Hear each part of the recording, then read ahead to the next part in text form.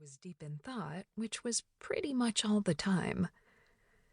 But this guy, I felt a kinship with him. I felt like I knew exactly what he was thinking, feeling, and that it was completely wrapped up in and connected to everything that was going through me. I don't know where I found the nerve to go over and talk to him. He seemed so much older. Not quite the 60-year-old politicians I was used to seeing, but maybe in his early 30s. More than that, there was some kind of aura around him. Sounds stupid, I know. Whatever it was like he belonged in some whole other universe than here. A star on Earth, permanently grounded and yearning to be in the sky. It was usually Juliet's job to go around and make everyone feel warm and comfortable at these events. Hell, in every event.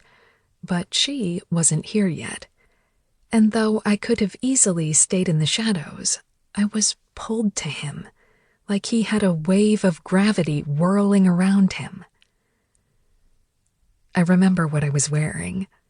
Strappy flats because I hated wearing heels. A knee-length cocktail dress in emerald green, sleeveless, high neck.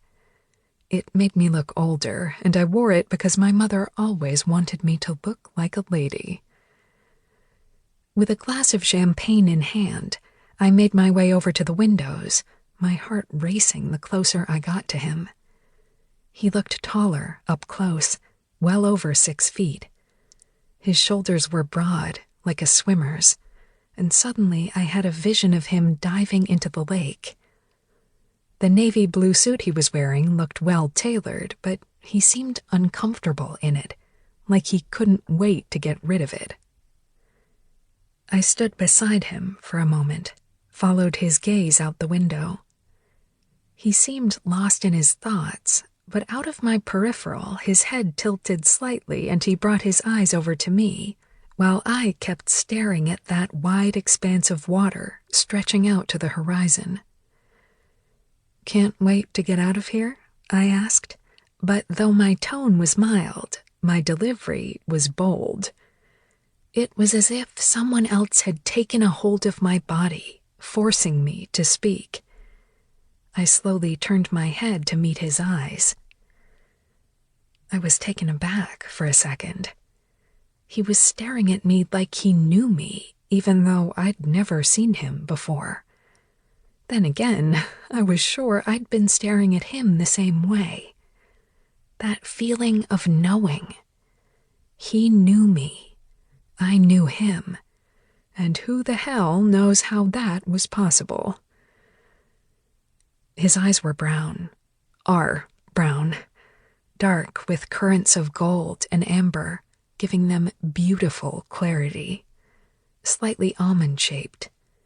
His brows were also dark, arched, adding to the intensity of his gaze.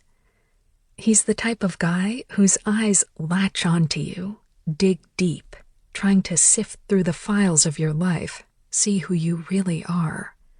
"How did you know?" he asked, a full-on Australian accent rumbling through his gruff voice.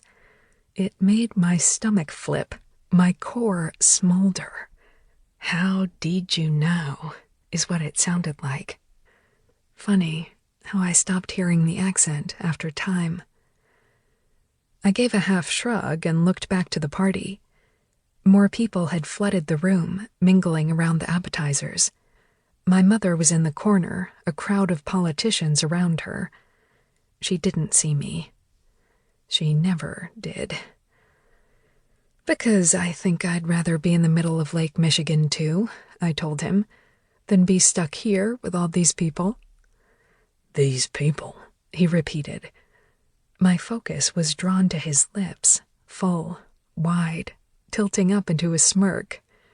Beneath them was a strong chin and even sharper jaw, dusted with a 5 o'clock shadow that seemed permanent, like the man couldn't get a clean shave even if he tried. "How do you know I'm not one of these people?" "Because you're over here and not over there."